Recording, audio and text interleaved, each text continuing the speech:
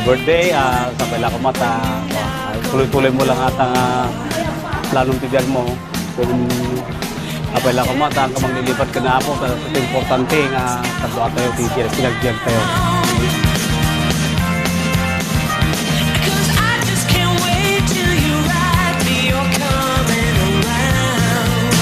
Well, my wish for you, long life, happy and happy lang. And always remember, I'm always here for you, no matter what. Happy birthday, Maricoy! Wish ko sa'yo, mahahaba pang abuhay natin at samahan. I stay safe, healthy, and beautiful!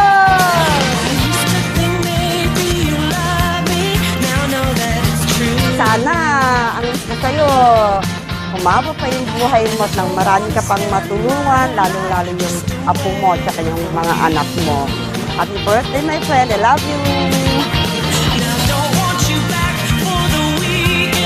Ang wish ko lang naman sa'yo ay mahabang buhay, maging malusog yung pangangatawan, at saka maraming salamat sa mga tulong na nagawa mo sa batch natin.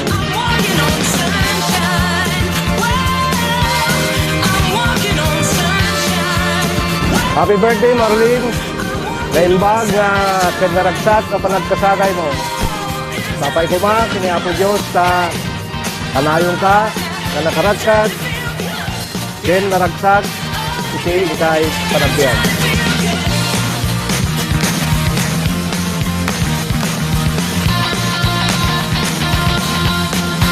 Kaya ikaw ang kaibigan na hindi nakakalimut at hindi rin kita nakakalimutan. Lalo na sa pinagsamahan natin sa Hong Kong. Hindi ko makakalimutan yon noong tayo ay nag-aaral ng, ikaw ang teacher namin sa paggawa ng bulaklak ng sabon. Hindi makakalimutan yon dahil doon lumabas ang katalinuhan ko sa pagtukit ng sabon. Kaya I love you. May the Lord always bless you. Yan lang kung nasabi ko sa kanya. I love you!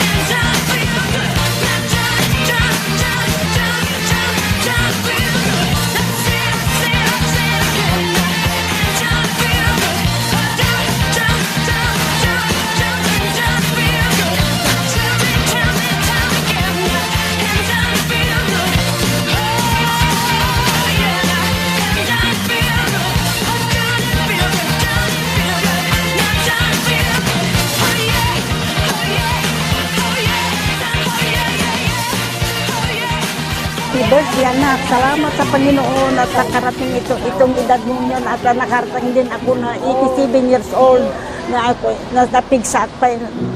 Salamat sa Panginoon at ako'y malakas pa. Sagan anak ka anak, be careful with your trip to go to Spain again, you go back again.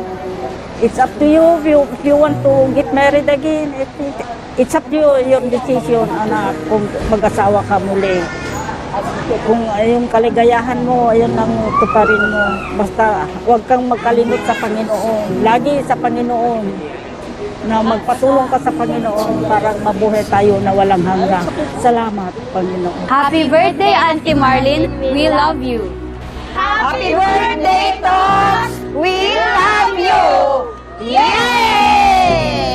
Welcome to my memorable and very important day of my life.